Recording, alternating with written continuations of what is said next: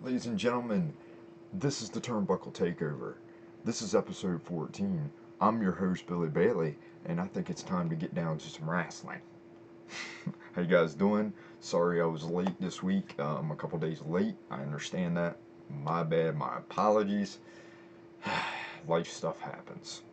So, this week was awesome in wrestling. There were a few things that happened I was really cool with. There's a few things that I predicted. This week we're going to do the state of the WWE, we're going to do the state of Impact, and we're going to do the state of Ring of Honor. And we're also going to do the state of AEW. So, that being said, I'm going to run down the tidbits where I've been a couple days late. We've seen Double or Nothing. That was on pay-per-view. We also got a chance to see some decent WWE TV. Not good, not bad. Some things were good, some things were bad. I'm not getting into every single thing that was on the show. If I don't mention it, maybe it wasn't good enough to mention. There's just too many shows on right now for me to write down 10 pages of stuff, look at it, and be like, well, there's nothing for me to talk about here because that's just not worth talking about. So let's get into some tidbits. That's what we're going to do from now on, I think. To run down the shows, we're going to give you a deep discussion on the stuff that means something.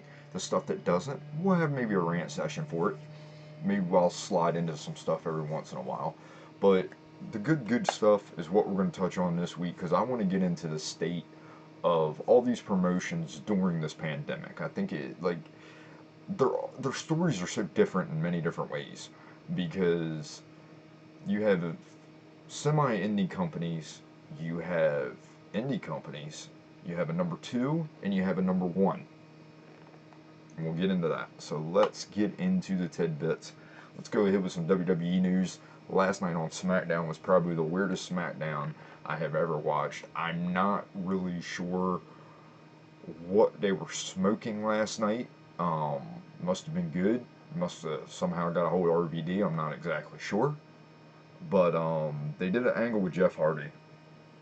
Now look, guys, you got to keep this in mind. Jeff Hardy loves professional wrestling. He eats it up. Nothing wrong with that. He respects it. He's going to do whatever they tell him to do. And if this is the angle they came up with, he agreed to it. So the people on the internet that have a problem with the Jeff Hardy angle, there is no way he would have done that, or they would have came to him and asked him to do that. I don't think. I could be wrong. But Jeff Hardy's a big boy. It's not like he's a youngin'. He's an older guy who's basically, let's be honest, they're trying to make him relevant again. He seems clean. He seems like he's on his A game. I can kind of tell when he's messed up in a ring. But, I mean, it sounds like he's got past his demons. I know I've said this before. Give Jeff a chance. Just want to, like, he, when it was with him and Matt, to me, they were my new rockers. When they came around, it was like, oh, there's this generation's rockers. That's how I felt. That's how I feel with the Young Bucks. With AEW, they're like our rockers today, but man, they're like way better. Like, no disrespect to Sean and Marty, they're originators of the specialty tag team wrestling. Um, so, the Jeff Hardy situation is just an angle. Although, when they started SmackDown off, I found it so weird that they did another Battle Royal. Like, how about like a triple threat or like a gauntlet match? Winner at the end gets the number one contender. They could have stretched that through the whole show. I think they did it on Raw one night with the U.S. title, I think. Recently. So, battle royals don't work for number one contenderships sometimes. It's just very boring way to give the number one contendership to somebody, especially when there's guys, because fans look at it like, well, that guy deserved it more than he did, and it's never the guy who you think's going to win the battle royal. So, I mean, we do get Daniel Bryan and AJ in the end of it, so scratch everything. I guess we're setting up an angle. Jeff gets attacked. Elias got attacked in the back. I'm assuming it's the hacker. I don't know at this point. Who knows? Um, WWE has weird things, like way of getting into things. Like, you predict the ending, but the getting there is not the way that you would think. They go like off way off of like left field with some things, like the Otis and Mandy thing. If you don't see her turning heel on this guy, then I don't know. That's my prediction. She's gonna turn on Otis, and she's gonna be a dastardly, like, hopefully heel, and hopefully they put her with somebody good, and I think it'd be awesome. Um, I mean, she's all right. We'll see where it goes. Matt Riddle moves to SmackDown. Another little SmackDown tidbit. Raw this week was just so lackluster. There's just hardly anything to talk about. Like, that's how I feel.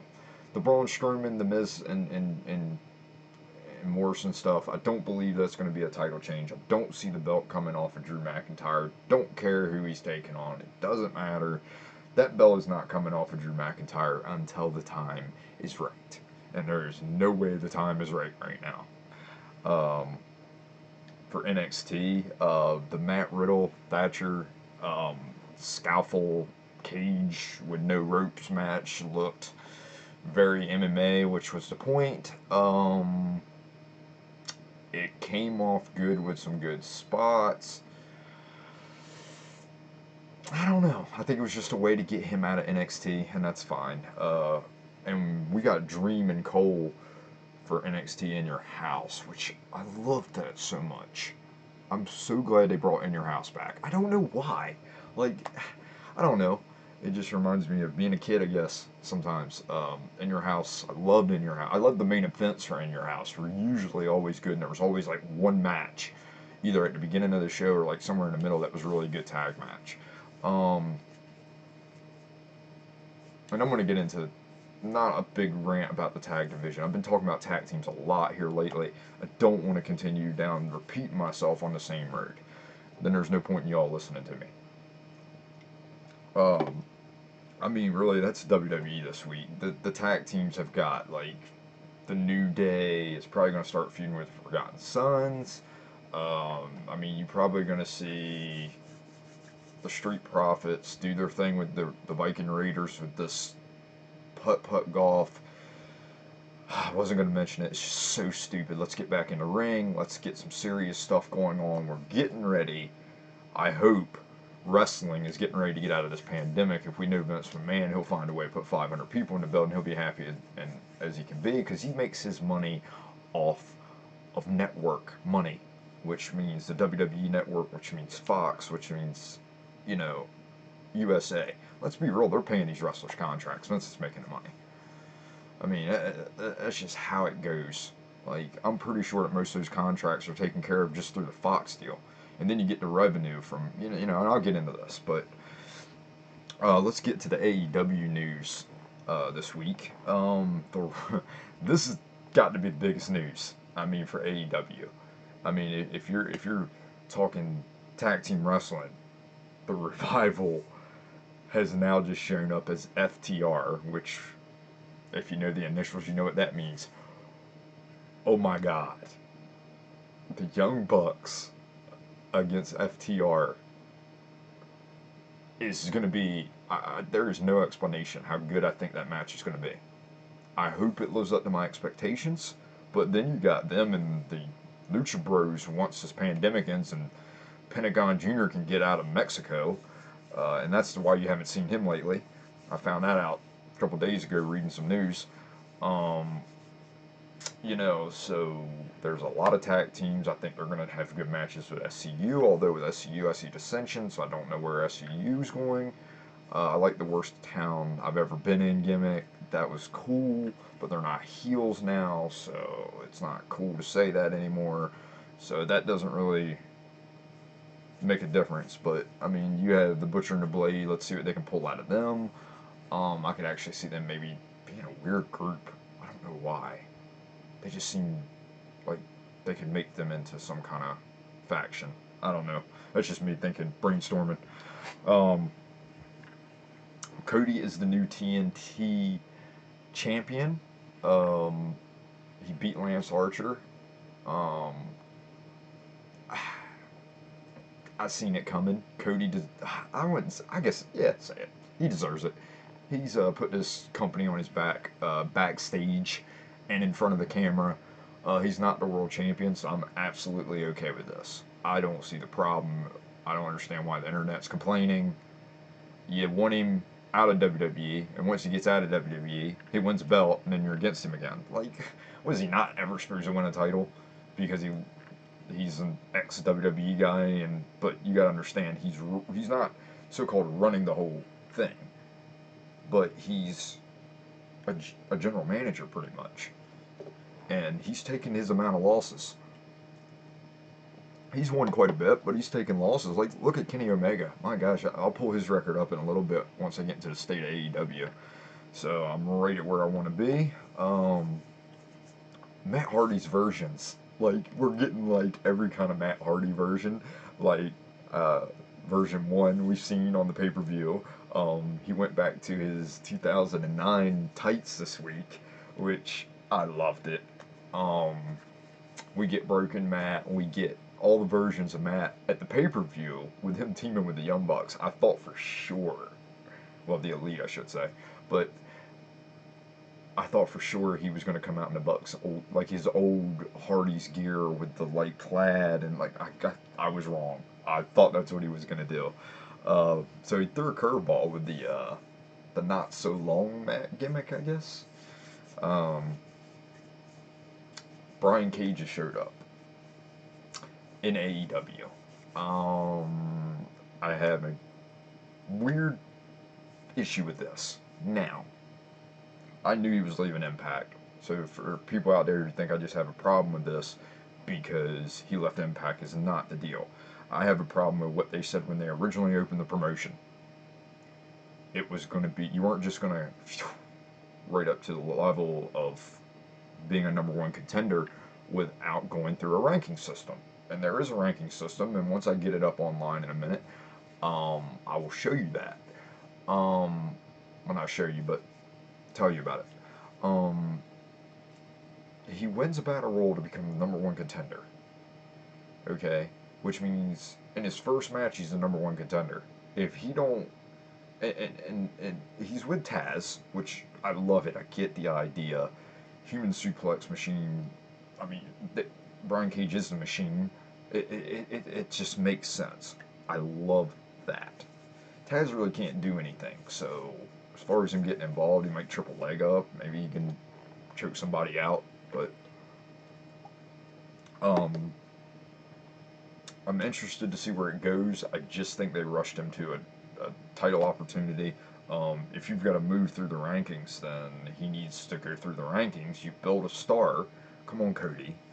Come on, Bucks. Like, you have to stick, at some point, you have to stick with traditional wrestling, like, storyline. You don't have to, everything doesn't have to be new and fresh. Case in point, brother versus brother, Cody versus Dustin.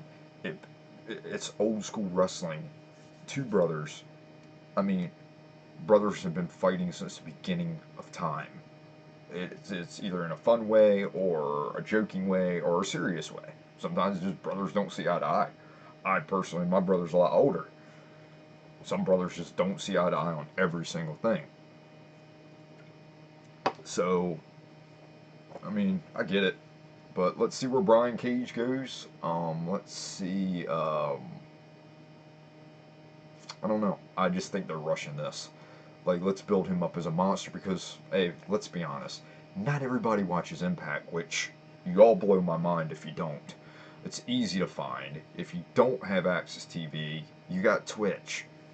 They're tearing it up on TV right now. It's ridiculous. They have no crowd, and they've literally, like, done not as well as AEW, but right underneath them better than WWE has done for their live shows with their fake NXT crowd. And I'm getting into that with the state of WWE in a minute. So, one more. Tyson and Jericho had another confrontation. I don't know where this is going. I don't know if this is the end of this. It felt very WWE-ish. It felt like I was watching 1998 all over again, which, nothing wrong with that. It's Mike Tyson still. It came across okay. It didn't come up horrible like some of the things in WWE that fails. So Tyson knows how to be a wrestler. Like, he gets it. He's a fan. He's a huge wrestling fan. So I mean, there you go. Mike Tyson, Jericho. If you watched it, you got to laugh out of it. I just didn't even know how to react. I laughed a little, and I was like, "Where is this gonna go?" And then there was a bunch of UFC guys, and I didn't even write their names down because I don't care about UFC. So you all know how I feel about that shit. Sorry for the cussing, but it's the truth. Um, that is the basic news for wrestling this week. Impact had they had the semifinals for a number one contenders match, and it ended up being Ace Austin and Trey in the finals. Not who I expected and not who I wanted. So they need to take a step back. I know they're trying to build some stars, and I think this Trey kid's going to be something, but it's not the time to build without a crowd right now too much.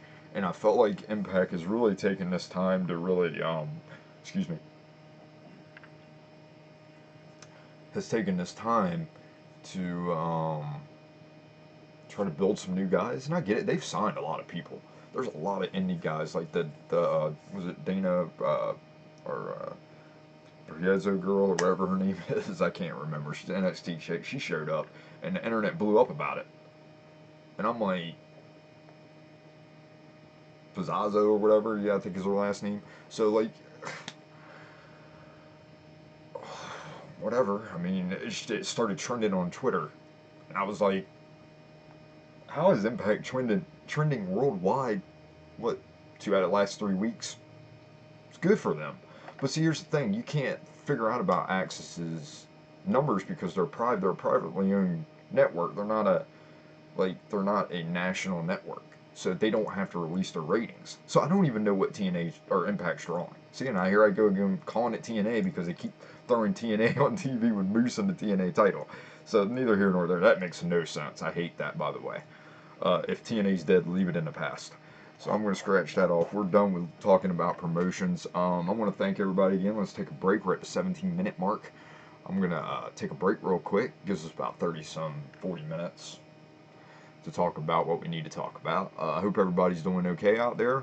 I know unemployment's ran out, so I'm going to see what's going to happen in the next few weeks with me.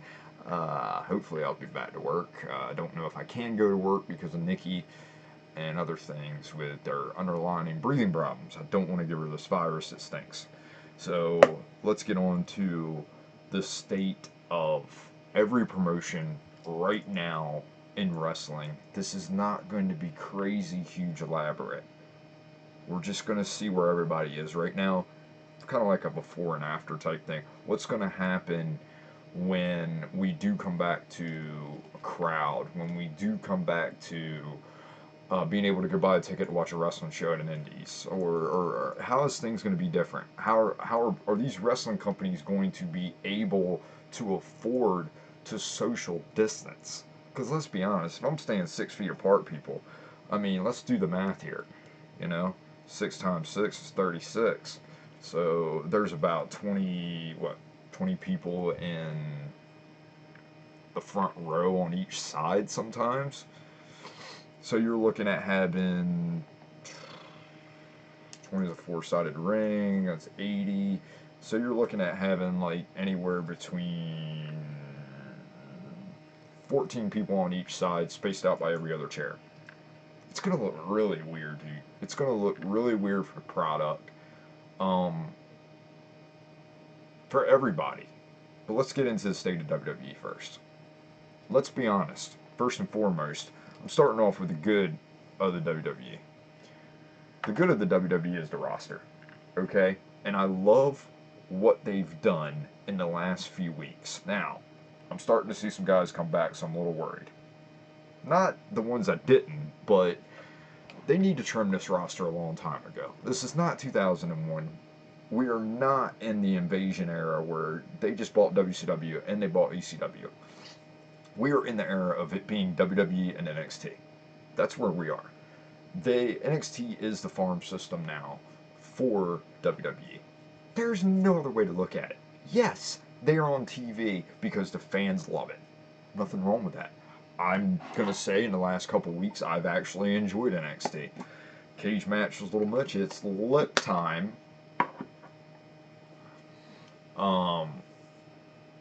I've been real interested with some of the things NXT is doing. Ciampa and Cross are going to be awesome.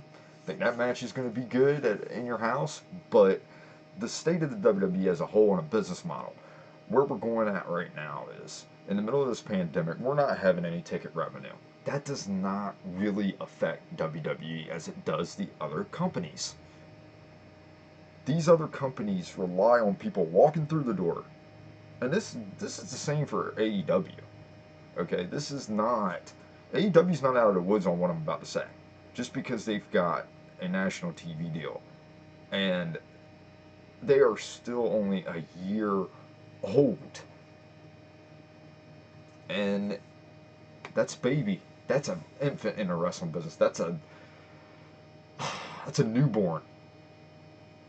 Ask Impact Wrestling when it was TNA. They can tell you all about growing pains. They are just now becoming a teenager. Vince McMahon's like, WWE, you want to get back. I mean, you get real technical. The WWE was actually the WWF. And I mean, this thing goes back way before Vince Jr. You got Vince Sr., you got history. The WWE has a lot of history. They are what every household in this world knows. You walk into Walmart, well, brick and mortar stores. So Hot Topic, FYE, Walmart, all them. You're going to find something WWE. I don't care if it's a lot of stuff. Nowadays, it's not. Compared to when I was growing up, you could walk in t-shirt aisle, there was wrestling shirts. There was action figures everywhere. There was movies everywhere. There was food that was WWE themed. There was cereal. Now they're ice cream bars, which they're back. Yay, I have one in my hand. I didn't buy it. I'm a little mad. But, I have the Raw roster pulled up here. And we were talking earlier about guys being released. Let's start off with Raw. Tozawa, unnecessary. You still don't need this guy. Apollo Crews is a new United States champion. I don't understand. Whatever. I guess they're trying to build him. Angel's Garza I like. Big Show is a staple of the WWE. This Austin Theory, they're building him.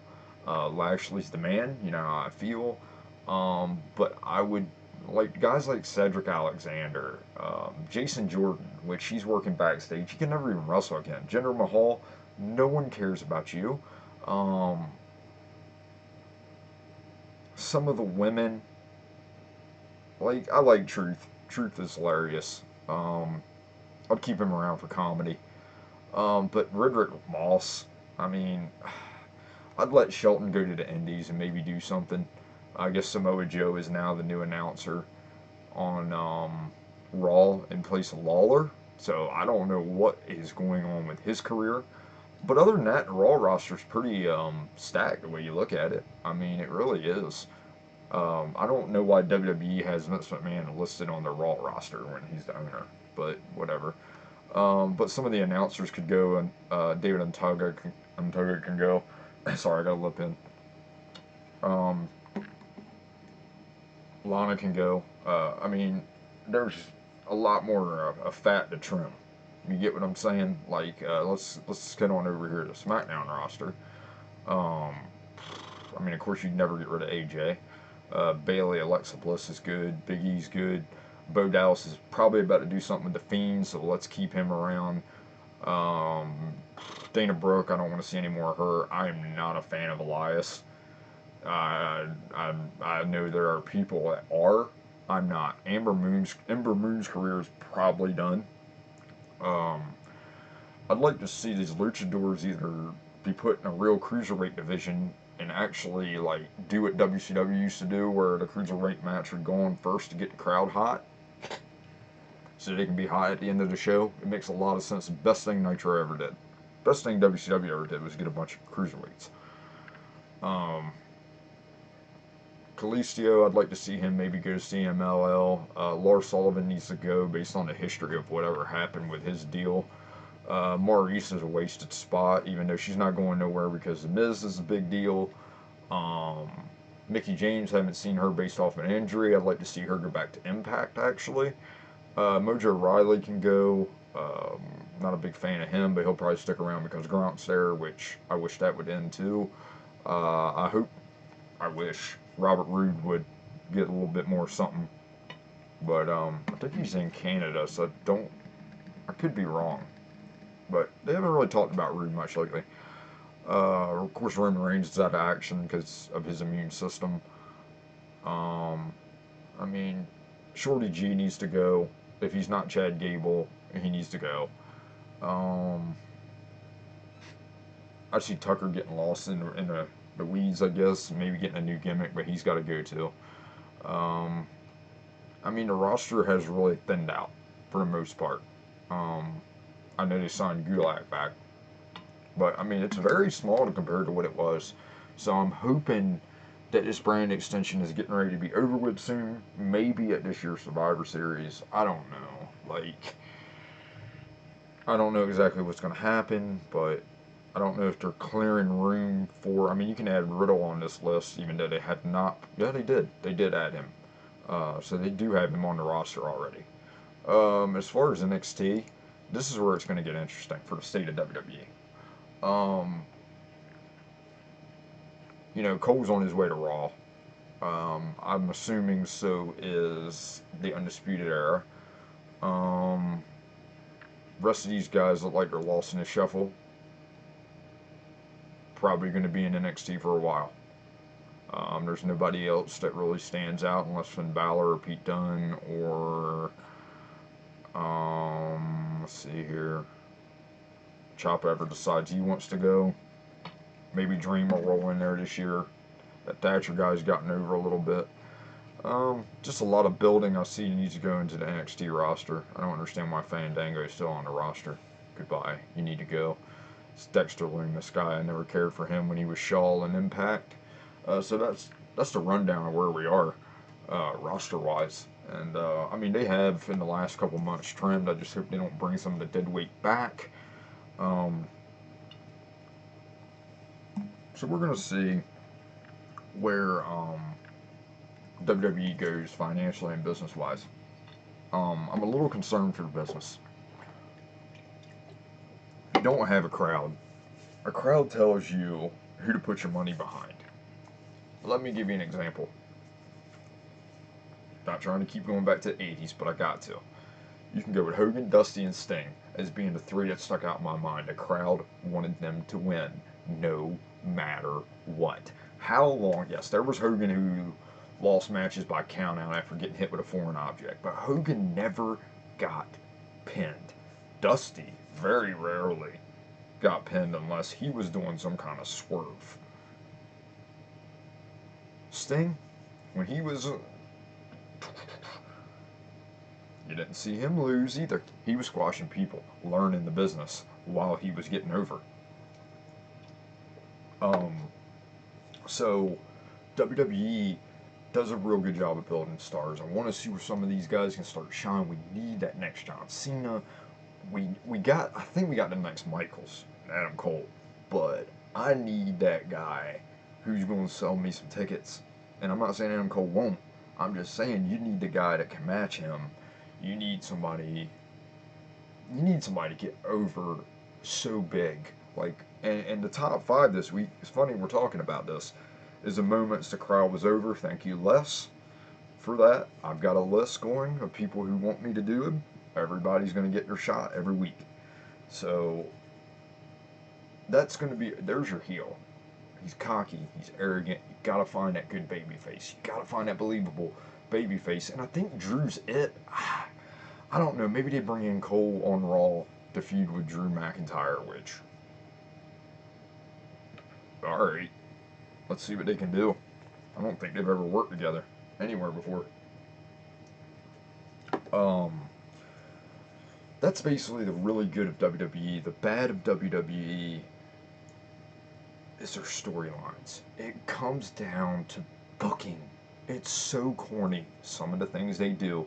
Like that Money in the Bank thing, I still have yet to been able to get over that. Some of their stuff they're doing with tag teams, like tag team wrestling is built on tag team wrestling. It's not built on doing skits. And I understand we're in a pandemic and you gotta work with what you got. But the problem is you're not seeing any of their in-ring action. Now, do I want to see the Street Profits against the Viking Raiders every week? No, I don't. But let's do some triple threats. Let's get some tag teams like the Lucha House Party, or let's try to get some of these guys over. If they don't get over, send them packing. That's been the problem with WWE. They hang on to guys that don't get over. Well, if you don't get over, then you're not going to make any money in this business. Then you need to move on. Maybe you go to another promotion. Maybe you get over there. Case in point, there's guys leaving WWE right now that are going to AEW and or Impact, and they're making a statement somewhat. Maybe not somewhere Impact. I don't think they've stole anybody from WWE other than women, which their Knockouts division has now. I mean, I'm gonna say it right now. Impact has the best women's division after all the talent they've been scoring. I've been watching all these indie girls that they have. Man, it's crazy. But I don't want to jump around. The bad of the WWE is we really need to learn how. We need to get some wrestling writers in the back.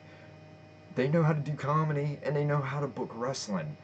The Hollywood writers don't, and they just fired a SmackDown writer. That's a rumor, but I'll say it because it's what we're talking about. So that D. Joseph dude is gone. I don't even know who he is and don't care. It's time to book wrestling again, WWE. If you want to get your fans back, you gotta book wrestling.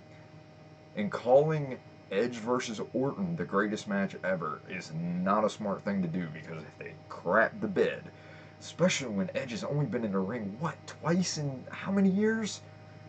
And you're gonna throw that on him, and Jesus, talk about pressure. Like, I mean, Edge can handle any kind of pressure, but whew, it's brutal. Like, you're killing me, guys. Like, so I'm gonna go ahead on, and I mean, that's really, I don't think WWE has much to worry about financially. People's like, oh, well, just because they got a lot of money doesn't mean that, that they're going to be okay. Yeah, it does. They have plenty of money. They're going to be fine. It's companies like AEW, Ring of Honor, MLW, NWA. They're in some tough shape. So anyway, let's get to AEW. The state of AEW, the good right now is, I'd have to say, they really know how to showcase their stars. They know how to build a fan base, and that's something that WWE needs to work on. They need to get their fans back. And AEW is in a funny place because they're on a different wheel than what WWE. WWE is actually okay with the fans that they have. They have over, what? I mean, basically, when you get done with the DVR numbers and everything, it's like 2.3, 2.5 million people who watch Raw every week. Now, you see the Nelson numbers come in, but they don't count with DVR numbers. And there's a lot of people that DVR Raw. In fact, everybody I know, I think I'm the only one that watches Raw exactly when it comes on at 8 o'clock. I have one friend who watches it, lets it record a little bit. Actually, I have 2 or 3 friends that let it record a little bit, and about 9 o'clock they turn it on. So they can fast forward if they're anything good. By the time they get done watching what they did want to watch, they still haven't called up, so the show's over and they can still fast forward. It's actually a pretty cool method to do. But as far as like AEW's roster, they have the best workers. Except when you hit to the mid-card status. Like, if you go down and go on their page, and I'm on it right now, and I'm looking at the roster. Okay, so, I mean, the coaches are cool. You got Lynn, you got Billy Gunn, you got Arn Anderson, Tully Blanchard. They're good people to learn from. Referees I really don't have an issue with too much. The Paul Turner dude is a little slow on his counts. I did notice that. Their announce team and their announcers are like top par. Like, except for the backstage Alex Marvez guy, I think they should just never put him on TV again. The women's division speaks for itself. Y'all know Awesome Kong's gone. They don't even know if Awesome Kong's ever going to be able to work again. Her record is 1-0.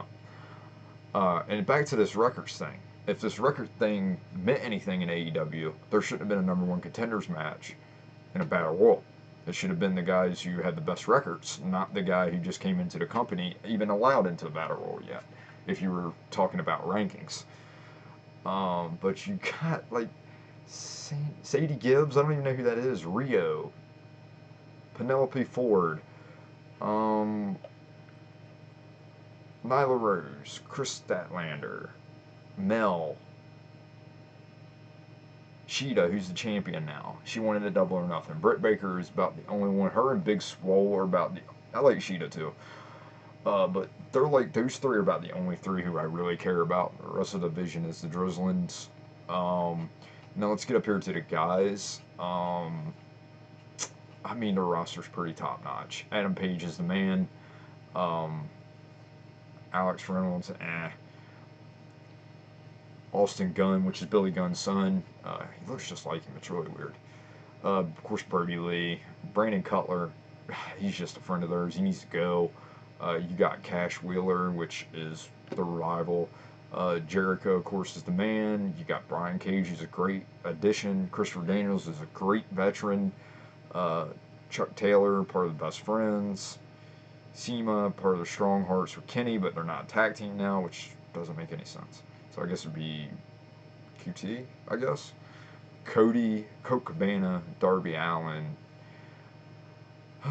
Dustin Rhodes, Evil Uno, which some of these guys should not have jobs. Marcus Stunt, John Silver, I don't even know who you are. The Marcus Stunt guy really gets to me. Really bad. The rest of the roster, Peter Avalon, the Librarian dude can go. That didn't go over well. I don't really care about QT Marshall. Sony Kiss, that does nothing for me. I'd like to see a little bit more out of Warlow. He's 4-1. He looks like they're teasing him in MJF problems. So I want to see where that goes. I don't know if they're going to turn that kid babyface or what. Of course, Trent Beretta is a great worker. Scorpio Sky is a great worker. Sean Spears, I kind of feel like he's fell on the wayside. But his record is 4-2, but his tag team record is 1-6. So I guess they're playing that angle where he needs a tag team still, and he keeps losing with the guys that he's, trying out, I guess. I mean, of course, you got the Bucks' greatest tag team right now, Matt Hardy, who just keeps reinnovating himself. Kenny Omega is probably the best worker in the States right now. Moxley, of course, which is a big WWE name to have on your roster. And their roster's pretty top notch, except for the mid carders and the women. They really need to go find some people who can really work some good matches mid card. Now, as far as the bad of AEW, this is where it gets bad for them. This pandemic couldn't happen at the worst time for them. Timing is everything in the wrestling business. Hulkamania was a good time, and Austin was at the perfect time, right place, right time. The Rock come in just as Austin was starting to go out. It all works out. It's so weird. It's just how it works in the wrestling business. That was not good for them. This is not good for them. They need revenue. They need ticket sales. They need people to come watch their show. They are infant in the wrestling business. They are not out of the woods yet of being criticized. They are not out of the woods yet of being... I find it a little strange that they're automatically number 2. And I get people put them number 2 because they're the easiest other wrestling promotion to find other than WWE on TV. So the number 2 statement, but should it be Impact or Ring of Honor? Because, maybe not because of ticket sales and other stuff, but I'm talking longevity. I don't know how Impact has even survived the atomic bombs and nuclear war that they've went through. But they are like the cockroach of wrestling. They don't die. You can't kill it. Ring of Honor's done some amazing things, but with the AEW guys, which I'm starting to figure out as I'm watching all those Ring of Honor DVDs. When there's not those guys that went to AEW on that roster, then it really doesn't work out. Like, Ring of Honor doesn't have much. Like, they have Jay Lethal, but Kingdom, they're just, like, and I have heard nothing from them in this pandemic other than going on YouTube and putting matches of the Young Bucks, Paige and Kenny on there, and I'm like, okay, I get you're trying to get hits for your channel, and Impact does the same thing. They put a bunch of WWE guy matches on there to try to get hits. I get it. But you got to get your new guys over. And that's something that a lot of these, I mean, and even AEW sometimes has a problem with it because it's like, okay, you got all these mid carders. There's nobody, maybe Kip Sabian. I don't consider MJF a mid carder. I consider him the best heel in the promotion without the title. So I mean, I don't know. I want to see the belts, tag team belts, off of Kenny and Adam Page because I want to see a tag team with those belts. And now that we had the Revival, I have a feeling the Revival is probably going to go on a big winning streak. They may even beat the Bucks, and they may get the tag team titles just to stick it to WWE. So, somebody asked me the other day, they were like, do you see Jeff Hardy going to AEW? And my exact words were, no. Not if Vince has anything to do with it. He ain't going to let him go again. Because I'd have to say the hype of TNA really happened when Jeff really came. Like, that was the, like, whoa. So, I mean, if they do get the Hardy Boys, man, you got the Hardys, who can be Brother Nero with Broken Matt. They go back to being fresh again. They go back to being cool again. I don't know. I hope it happens. Me personally, I hope it happens. Sometimes the Hardys get lost in the shuffle. Sometimes in WWE. They did this time with this run. They got lost in the shuffle. So, my word of advice, I guess, to AEW is build your mid carders and get your merchandise out to these brick and mortar stores so you can get people who live in these rural areas, like where I live at, who understand or even know what AEW is. If people don't turn on TNT, I mean, I have seen AEW commercials not on TNT for the promotion, but like we need to like one of the biggest things and one of the reasons why WWE took off the way they did. And I know I don't want to keep going on about merchandise, but it is a big deal. You don't have merchandise. That means you don't have eyes on your product. I just got done paying $50 for Double or Nothing, and it was the highest rated pay-per-view rate they've had as a company yet. They did 120,000 buys. That's a lot in the middle of a pandemic. What would those numbers have been had we not been in the middle of a pandemic? Been interesting what they had hit. I mean, did we get half of what they would have got? You know what I mean? Would the buy rate been around 300,000? That would have been insane for a wrestling pay-per-view in this day and age. Absolutely insane. So I like where they're going. Their numbers are going up. I want to see T-shirts. I want to see action figures, which they're coming.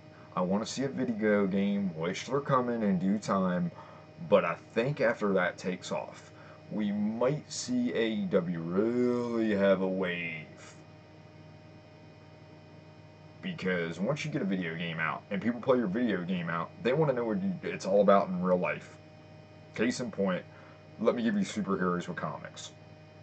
When Marvel started making the superhero movies, people are like, what? This is awesome. And then Avengers comes out and it's the highest grossing movie of all time, I believe, if I'm correct. They beat Avatar.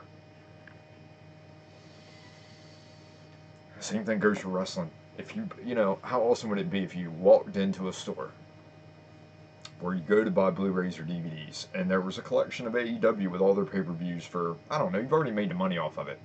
Let's say you put the price tag at $40, and you get every pay-per-view from last year, which is 4 or 5 4-hour pay-per-views. I'd pay it. I'm paying $10 a pay-per-view on DVD or Blu-ray. Sign me up. Cody asked about it on Twitter one day, and everybody was like, yes, please. Like, we collect. And see, that's the thing. Like, I'm the same way. I collect DVDs. It's not so much that I want to have a collection, but, I mean, like, the ones I want are the ones I want. So, I mean, that's my advice to AEW. Build the new guys. Try to get somebody else over other than a WWE guy, and don't fall into the rut Impact did. What? We're going on 13 years now? When they signed every ex-WWE guy. Doesn't work. Sign certain ones. Get the ones you want. You don't have to sign everybody. I have a feeling Zack Ryder, Matt's going to be going there. Then they can tie in the Figure podcast thing, which would be really cool. But I have a feeling he's buddies with him. I mean, let's just be honest. Certain situations are going to bring him there anyway. So, let's have at it. that's the state of, I guess, number one and number two. Uh, you know, I guess I really could have done a whole state of the WWE, like a whole show. Kind of just wanted to touch on, see where we're going during the pandemic. So let's go with the state of Impact and Ring of Honor. This is going to be really quick. I'm at 45 minutes, so give me about 5 minutes on this. They need to do what they're doing right now. Well, not Ring of Honor, but Impact.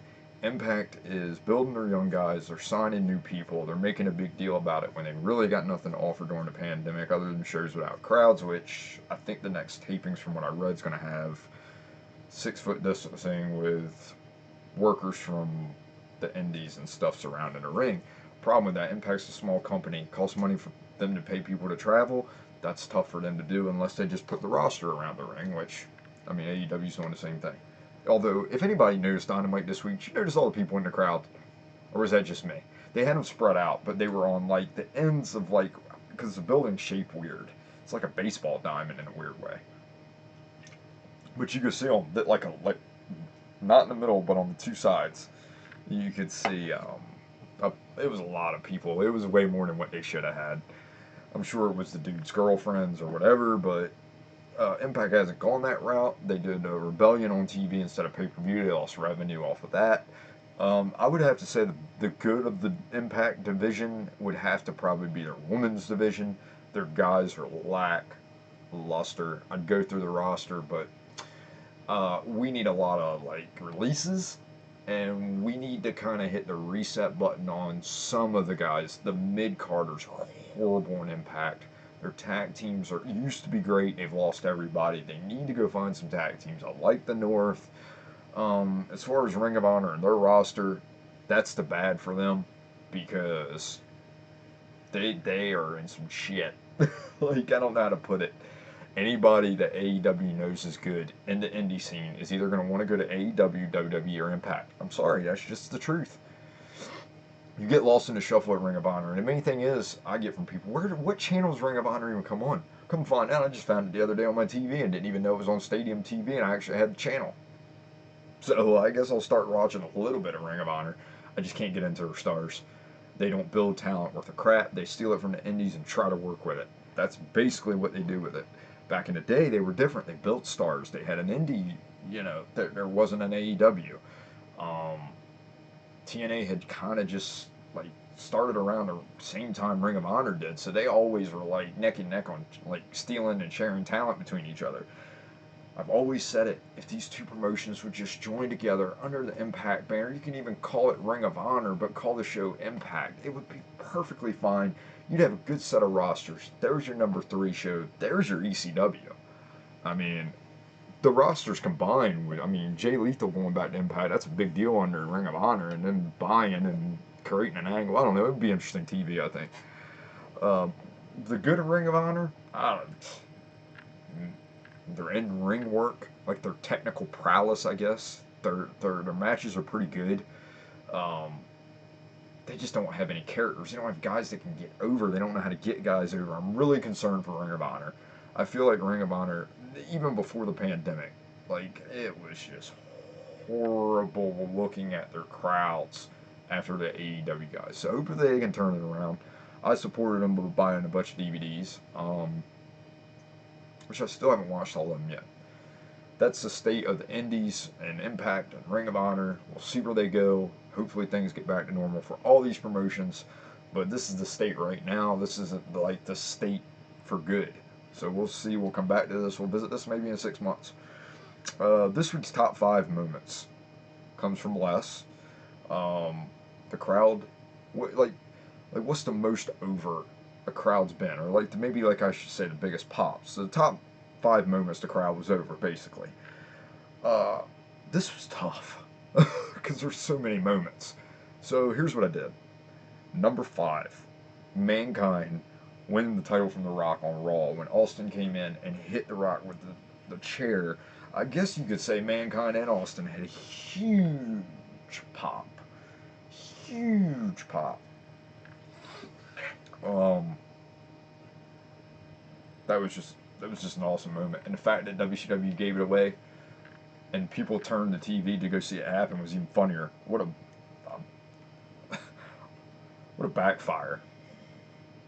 So, that's number 5. That was an awesome moment. That was Mick Foley's moment. That was, I think anything he did in his career probably did not match that moment for him. Like, Mr. Sacco in his hand, blood dripping down his face, no mask on. It was just an amazing moment for him. I'm so glad he got that moment. Number 4, this one's probably going to surprise you, but I went back and watched this. Okay, so in the 80s, you gotta understand, the way we film things were different. So when you film something, it doesn't come. The sound is not as good as on a VHS tape as it is a DVD or a Blu-ray. Just in the format and the way they record. It's like analog sound. And if you're ever watching a show on Netflix and it's an old show, you'll have to turn the TV up because the sound is like, you can barely hear it because it's trying to mix digital with analog. So some things is visual. Case in point, Sting winning the belt from Flair at Great American Bash 90. If you ever go back and watch the ending of that match, the cameras can't, they're vibrating. Like the guy that's holding the camera is doing everything he can because the sound is so loud. Which is awesome because Baltimore fans are so loud. Like they're loud people anyway, but they're loud. And I love it because even like when the Orioles made the playoffs, they had decimal reading. Les will love that because Les is a huge Orioles fan, like myself. He knows the history way better than I do. But Baltimore fans are passionate. That's the point I'm getting. It's like Sting winning the title. It was built for this moment that night. Again, being in the right place at the right time with the right crowd. It's like the perfect ingredient for being over the most. There's no other way to put it. Number 3, Goldberg beats Hogan in the Georgia Dome on Raw for the title. Oh my God. That was another one of them moments where the crowd went nuts. It was loud, but I couldn't imagine. I mean, I could imagine being in that building front row and hearing that crowd go nuts. So that was a huge moment for Goldberg. That was a huge moment for WCW because they should have cashed in on that on pay-per-view, and they cashed in on that on TV and got like huge ratings. Still never understood that. I mean, I get it, but that was the moment that kind of really did. It was very impactful on the business because it went from promoters saying, "Oh well, I'm not going to have my world title match until the pay-per-view," but now I can do it on my television show, and I don't have to wait for the pay-per-view. Interesting. So that was a big turning point in the business. You started seeing a lot more title matches on Raw after that, if you ever noticed. Raw and Nitro both. Which Nitro was always big about having a title match at the end. Sometimes it was repetitive, but Goldberg beating Hogan, that was a big deal when I was a kid. Like, I remember that being like, what? That just happened? I mean, everybody kind of knew it was going to happen because Goldberg was so over. But doing it in the Georgia Dome in front of his hometown, place sold out. Number 2, this one was crazy. Because this is Hogan and The Rock from Mania 18. I almost put this first. But after what I realized I had to put number 1 as, I was like, alright, well, I can't do that. This was insane. You had a complete flip-flop, heel babyface. The crowd flipped to Hogan. The Rock got it because The Rock gets it.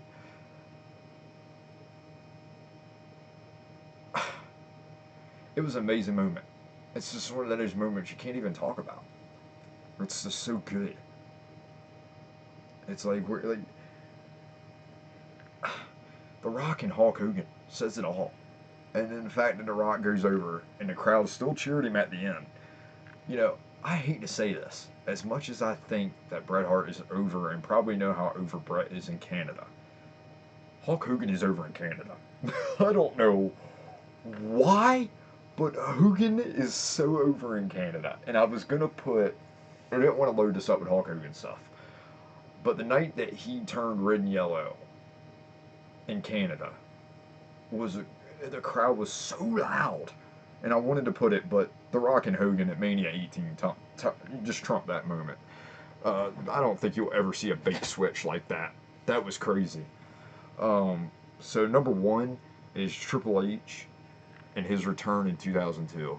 That building erupted unlike anything I have ever heard in any wrestling show I have ever watched. You got to think, it's 2001, 2002. We were about to go. I mean, sound and video was there enough. They had figured out a way to do it better. But this day and age, if that would have came off on TV with HD, oh my lord. I don't think anybody be ever. I mean, he comes off an injury. He's due to win the belt. Like this was the time that Triple H transformed himself into the game. Like he was the game. This put him the unbeatable game. Like best in the business at that point in his career. Probably best in the business at that point. There was no one else that was really even close to him. I don't think. I mean, The Rock was on his way out, so Triple H was the guy they were building for. That's the top 5 this week. Thank you, Les, for contributing. I've got a list. I think DC, you're up next. Josh, you're third. So we're going to keep the top 5 going. Everybody seems to enjoy it. I enjoy doing it, so I'm going to keep doing it. Thanks, everybody, for watching this week. Stay safe out there, man. We got riots. We got protests. We got a pandemic. No one's taking anything serious. Stay at home, man. Do yourself a favor. Stay at home. The world will come back. Wrestling will come back. And then we can all go out and do whatever we want. But the longer you all stop and don't listen to people, you know, I guess sometimes your mama didn't whoop you on your ass when you were younger. Because this is killing the wrestling business. I can't take it anymore. It just sucks. Like I said earlier, for the smaller guys. You guys take care. Again, be safe. This has been your host, William Bailey. Like, subscribe, comment. Please subscribe. It's so easy. It doesn't cost money. The word to subscribe means you're subscribing to my channel to watch me every time I put a video up. That's all subscribe means. So, I've had people actually ask me, do you have to pay? No, you don't have to pay anything. Now, if you want a hat and a sweatshirt once I get them made after the pandemic's over, sure. I'll see you guys again. I love each and every one of you that watch every week. Thank you for 50, 60, sometimes 70 plus people that watch me between Anchor and Spotify and YouTube. Love you guys. Thank you for the support. You guys take care of yourself. This has been episode 14.